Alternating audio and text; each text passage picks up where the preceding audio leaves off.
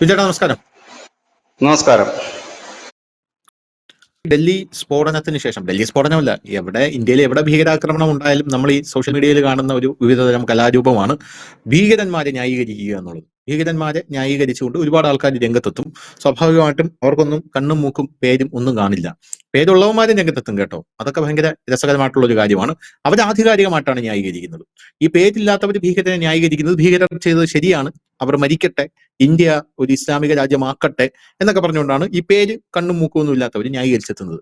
കണ്ണും മൂക്കും ഉള്ളവർ ന്യായീകരിച്ചെത്തുന്നത് ഇത് ആധികാരികമായിട്ടാണ് ന്യായീകരിക്കുന്നത്. ഭീകരരുടെ ഒരു രീതി, അവർ വരുന്ന രീതിയും അവരുടെ നമ്മുടെ രാജ്യത്തെ സുരക്ഷാ വീഴ്ചയെ അവരെങ്ങനെയാണ് മുതലെടുക്കുന്നത് എന്നുള്ള ഒരു സംഭവവും, പിന്നെ നമ്മുടെ രാജ്യത്തെ സർക്കാർ ഈ ഭീകരർക്ക് എങ്ങനെയാണ് വഴി ഒരുക്കുന്നത് എന്നൊക്കെയുള്ള ഒരു രീതിയിൽ ഈ ഷുഗർ കോട്ട് ചെയ്ത് പൊതിഞ്ഞു പിടിച്ച് ന്യായീകരിക്കും. കഴിഞ്ഞ ദിവസം ഈ സുഡാപ്പി ചാനലിലെ ആ ചർച്ചയിൽ അയാൾ ഇരുന്ന് പറയുന്നത് കേട്ടു, ഈ മാധ്യമങ്ങൾ തമ്മിലുള്ള ഒരു ഫൈറ്റായി മാറിയത്. അതായത് റിപ്പോർട്ടർ ചാനലിലെ അരുൺകുമാർ പറയുന്നത് ഈ സ്ലീപ്പർ സെല്ലുകൾ മാധ്യമ പ്രവർത്തകരായിട്ടും ഉണ്ടെന്നാണ് പറയുന്നത്.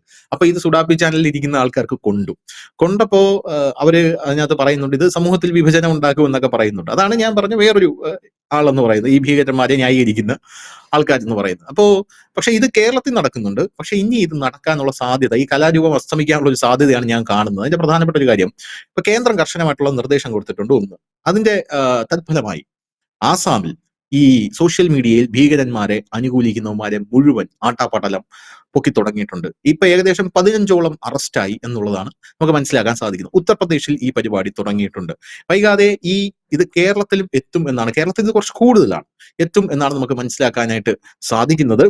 ഈ ഭീകരരെ ന്യായീകരിക്കുന്നവർ ഫേക്ക് പ്രൊഫൈലിൽ ഇരുന്നാലും അവർക്ക് ഇനി രക്ഷ ഉണ്ടാകില്ല എന്നാണ് നമുക്ക് മനസ്സിലാക്കാൻ സാധിക്കുന്നത്. അപ്പൊ ഈ ഒരു നടപടി പണ്ട് മുതലേ നമ്മൾ ആഗ്രഹിച്ചിരുന്ന ഒരു കാര്യമാണ്. ഇത് വേണം. കാരണം ഇത് രാജ്യത്തിനെതിരെ പറയുക എന്നുള്ളത്, ഫേക്ക് പ്രൊഫൈലിലൂടെ പറയുക എന്നുള്ളത് അവർക്കൊരു ഇമ്മ്യൂണിറ്റി ഉണ്ട് എന്നാണ് അവർ വിചാരിക്കുന്നത്. കാരണം ഇത് ഫേക്ക് അക്കൗണ്ട് ആയതുകൊണ്ട് ഞങ്ങളെ ആരും ഒന്നും ചെയ്യാൻ പോകുന്നില്ല എന്നൊരു സംഭവമുണ്ട്.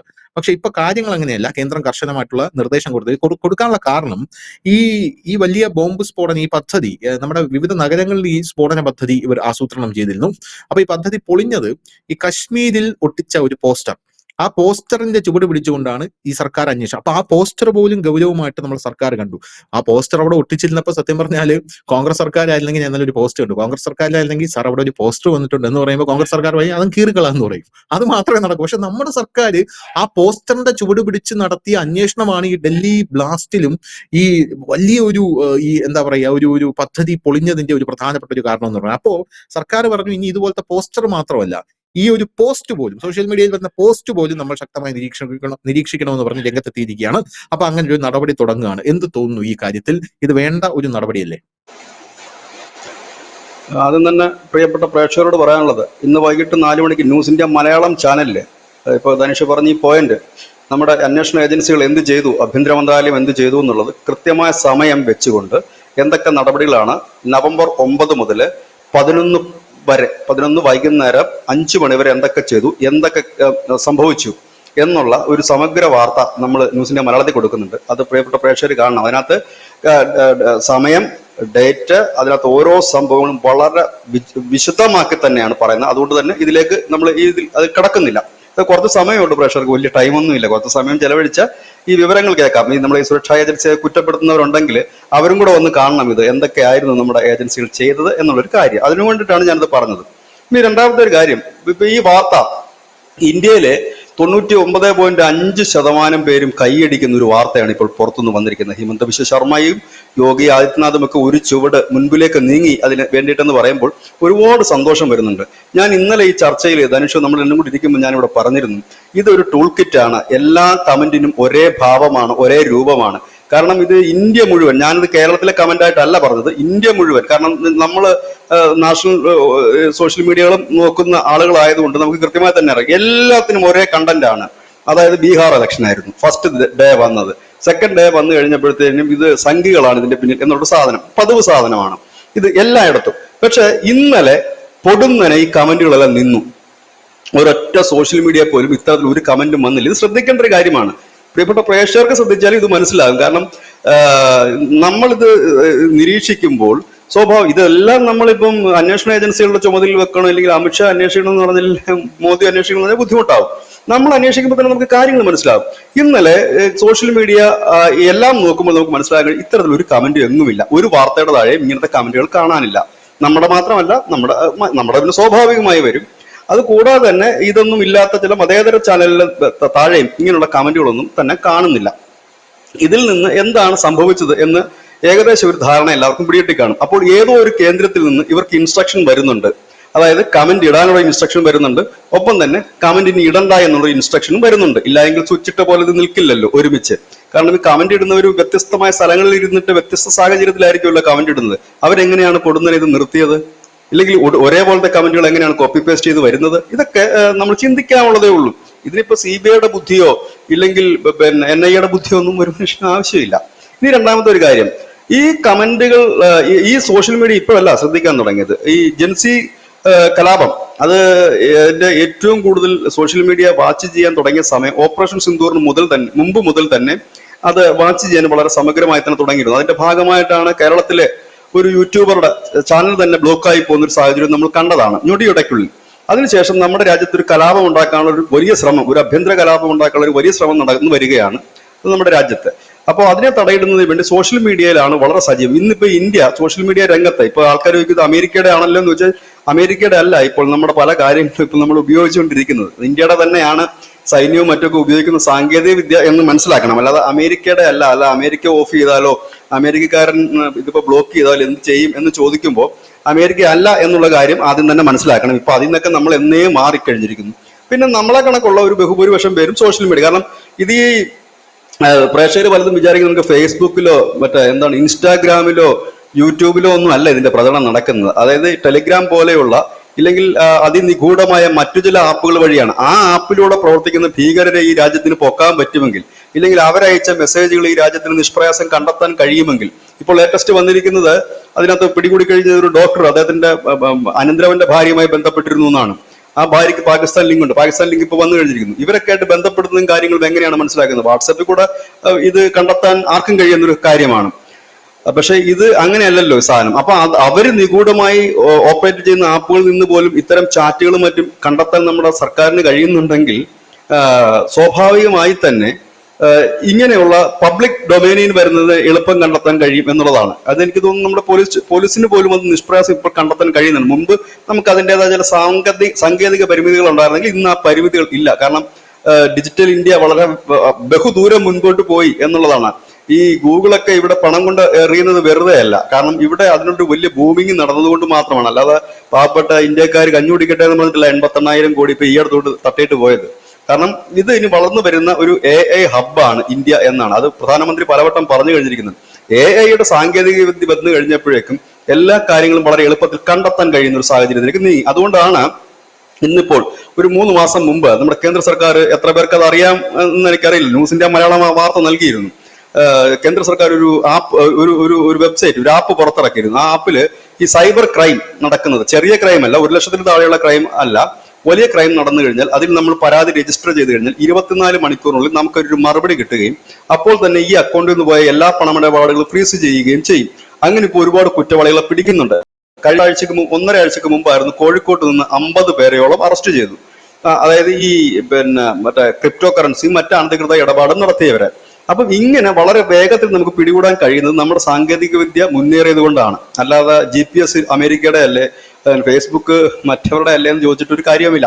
ഇനി രണ്ടാമത്തെ ഒരു കാര്യം, ഇപ്പോൾ ഒരു ധീരമായ നടപടിയാണ്. അതായത് ഈ രാജ്യം കാത്തുകാത്തിരുന്ന ഒരു വലിയ നടപടിയിലേക്കാണ് ഇപ്പോൾ നമ്മുടെ കേന്ദ്രം കടന്നിരിക്കുന്നത്. കേന്ദ്രം എപ്പോഴും സോഷ്യൽ മീഡിയ നിരീക്ഷിക്കാനായിട്ട് സംസ്ഥാന സർക്കാരുകൾക്ക് നിർദ്ദേശം കൊടുക്കാറുണ്ട്. പക്ഷെ കേരളം പോലുള്ള ചില സംസ്ഥാനങ്ങൾ അതിൽ ഉദാസീനത കാണിക്കാറുമുണ്ട്.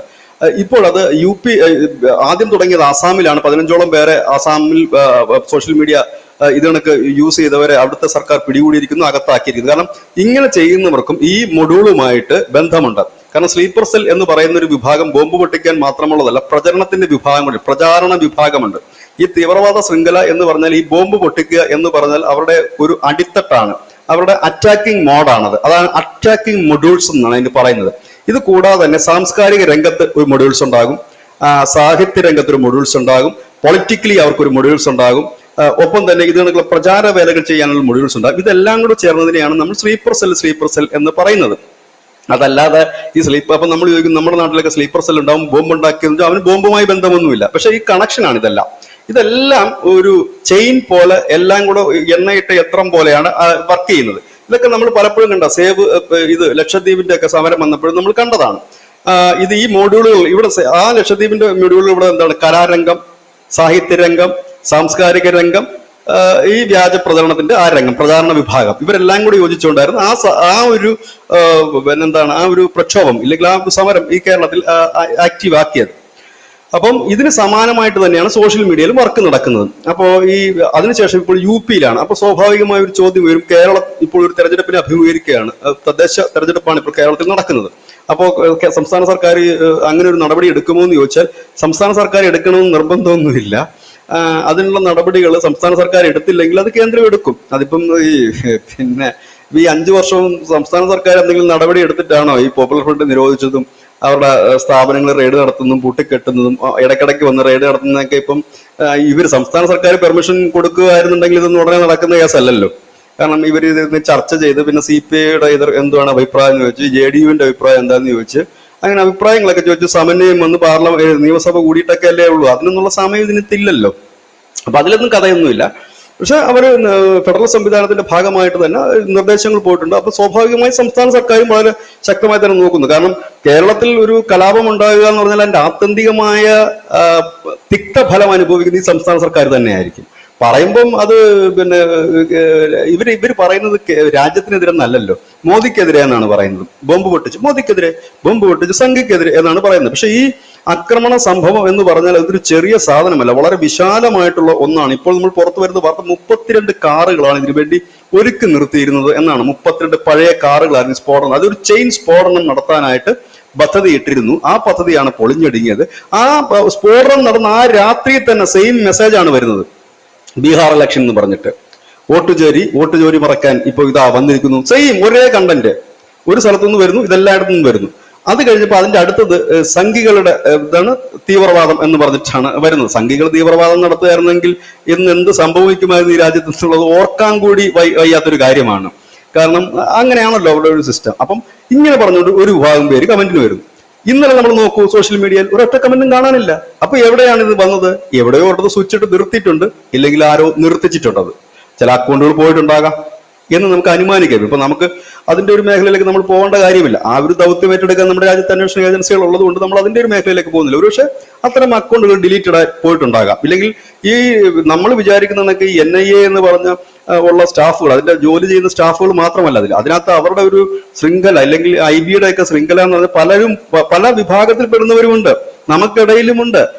നമ്മുടെ മാധ്യമപ്രവർത്തകരിലുണ്ടാകാം, മറ്റ് ഇടങ്ങളിലുണ്ടാകാം, അങ്ങനെ ഒരുപാട് ഇടങ്ങളിലുണ്ട്. നമുക്കിത് ആരാണെന്ന് എങ്ങനെ, കാരണം അങ്ങനെയാണല്ലോ ഇതിന്റെ അന്വേഷണങ്ങൾ മുമ്പോട്ട് പോകേണ്ടതും അവർക്ക് വിവരങ്ങൾ കിട്ടുന്നതും. അല്ലാതെ ഒരു ഓഫീസിൽ ഇരിക്കുന്ന 4-5 പേർക്ക് മാത്രമായിട്ട് ജ്ഞാനദൃഷ്ടിയൊന്നും ഉണ്ടായില്ല. അത് എല്ലാ രാജ്യങ്ങളും അങ്ങനെ തന്നെയാണ് ചെയ്യുന്നത്. നമ്മളെപ്പോഴും കാണാറുണ്ട് മൊസാദിന്റെ ഒക്കെ ചാരശൃംഖലയിലൊക്കെ ഓരോരുത്തരെ കുറിച്ച് പറയുമ്പോൾ അവർ വേറൊരു സ്ഥലത്തുള്ള ഒരാളായിരിക്കാം. ഒരു മലയാളിയായതിന്റെ പേരാണ് നമ്മൾ ഉയർന്നു കേട്ടത്. ഏതാ നമ്മുടെ പേജർ ബോംബ് സ്ഫോടനം, ഹിസ്ബുള്ളയുടെ പിന്നെ മർമ്മസ്ഥാനം അടിച്ചു പൊട്ടിച്ച പേജർ സ്ഫോടനത്തിൽ ഈ മലയാളിയുടെ പേര് അവിടെ ഉയർന്നു വന്നു. ഈ മലയാളി മൊസാദുമായിട്ട് എന്താ ബന്ധമെന്ന് വെച്ചാൽ ഇങ്ങനെ കണക്റ്റഡ് ആണ് ഈ സാധനം. ഈ കേരളത്തിൽ തന്നെ ഈ IB-യുടെ ഇന്റലിജൻസ് ആയിട്ട് വർക്ക് ചെയ്തിരുന്ന മാധ്യമപ്രവർത്തകരുണ്ടല്ലോ, പലർക്കും അറിയാമായിരിക്കും. അവരുടെ പേരുകളൊന്നും ഞാനിപ്പോൾ പറയാൻ ഉദ്ദേശിക്കുന്നില്ല, എല്ലാവർക്കും അറിയാവുന്നവരാണ്. ഇപ്പോഴില്ല, അവർ മുൻപുണ്ടായിരുന്നു. എനിക്ക് തോന്നുന്നു അടിയന്തരാവസ്ഥ കാലത്തൊക്കെ ആയിരുന്നു അവർ സജീവമായിട്ടുണ്ടായിരുന്നത്. അവരൊക്കെ ഇപ്പോഴും ചിലരൊക്കെ ഈ മാധ്യമ രംഗത്ത് നിൽക്കുന്നതുമുണ്ട്.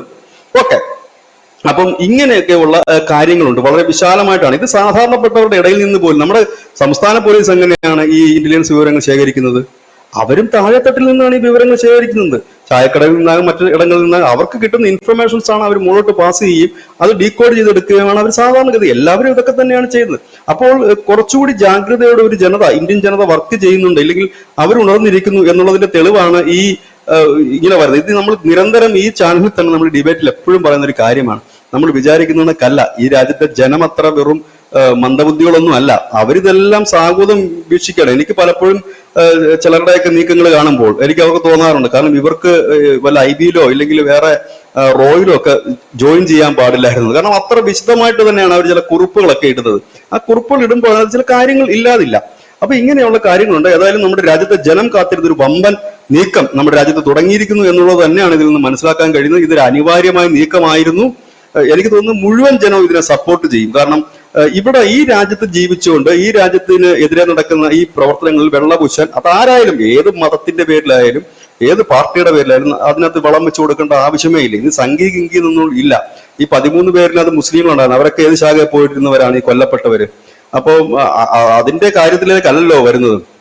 കാരണം ഇതിപ്പം ഇതിനെതിരെ ഒരു വലിയ പണ്ടൊക്കെ ഇങ്ങനത്തെ ഒരു പ്രതിഷേധം, ധനുഷ് പറഞ്ഞത് ശരിയാ, മുമ്പൊക്കെ എന്ന് പറഞ്ഞാൽ പോസ്റ്റർ അല്ല ബോംബ് സ്ഫോടനം നടക്കുമ്പോഴും പ്രതിഷേധമില്ലായിരുന്നു. വഴി കൂടെ നടക്കാൻ പറ്റാത്ത കാലഘട്ടമായിരുന്നു 2014 മുമ്പ്. ടിഫിൻ ബോംബ്, സിഗരറ്റ് ബോംബ്, എന്തൊക്കെ ബോംബായിരുന്നു. ഈ കേരളത്തിൽ ഉൾപ്പെടെയല്ലേ വടക്കൻ ജില്ലകളിൽ ചില തിയേറ്ററുകളിൽ ബോംബ് സ്ഫോടനങ്ങൾ ഉണ്ടായത്, കത്തിച്ചതുമൊക്കെ. ഇവിടൊക്കെ മറന്നുപോയത് നമ്മൾ മലയാളികൾ. നമ്മൾ ആദ്യം നമ്മുടെ നാട്ടിൽ എന്തൊക്കെ നടന്നു ആദ്യം ചിന്തിക്കുക, എന്നിട്ട് ഈ UP നോക്കിയിട്ട് നമുക്ക് അനാലിസിസ് ചെയ്യാം. ആദ്യം നമ്മുടെ ഇവിടെ ഇന്നലെ ഞാൻ മെഡിക്കൽ ഈ ഡോക്ടർമാരുടെ കഥ ഞാൻ പറഞ്ഞു. കേരളത്തിൽ തന്നെ ആദ്യം കേരളത്തിൽ എന്താണ് സംഭവിച്ചതെന്ന് നോക്കുക. അതിന്റെ വേറൊരു വെറൈറ്റിയാണ് അവിടെ സംഭവിച്ചത്. അത്രയേ ഉള്ളൂ. എല്ലാം കേരളവുമായിട്ട് താരതമ്യം ചെയ്യണം. അതല്ലാതെ ഇവിടെ എന്തെങ്കിലും സംഭവം നടക്കുമ്പോൾ ഭൂതക്കണ്ണാടി എടുത്ത് രാവിലെ ഇറങ്ങി UP ബീഹാറും നോക്കി ഇരുന്നാൽ നമുക്ക് വാർത്ത കിട്ടില്ല. ഇതുമായി ലിങ്ക് ചെയ്തിട്ട് തന്നെയാണ് എല്ലാം പോകുന്നത്. ഏതായാലും ഈ ഒരു വലിയ ധൈര്യപൂർവ്വമുള്ള ഒരു നീക്കത്തിന് ഹിമന്ത ബിശ്വ ശർമ്മയ്ക്കും യോഗിക്കും കൈയടിച്ചേ മതിയാകും. ഇത് എനിക്ക് തോന്നുന്നത് ബാക്കിയുള്ള സംസ്ഥാനങ്ങളിൽ നിന്നും നാളെയുമൊക്കെ ആയിട്ട് ഒരുപാട് വാർത്തകൾ വരാൻ സാധ്യതയുണ്ട് എന്നാണ് മനസ്സിലാക്കാൻ കഴിയുന്നത്.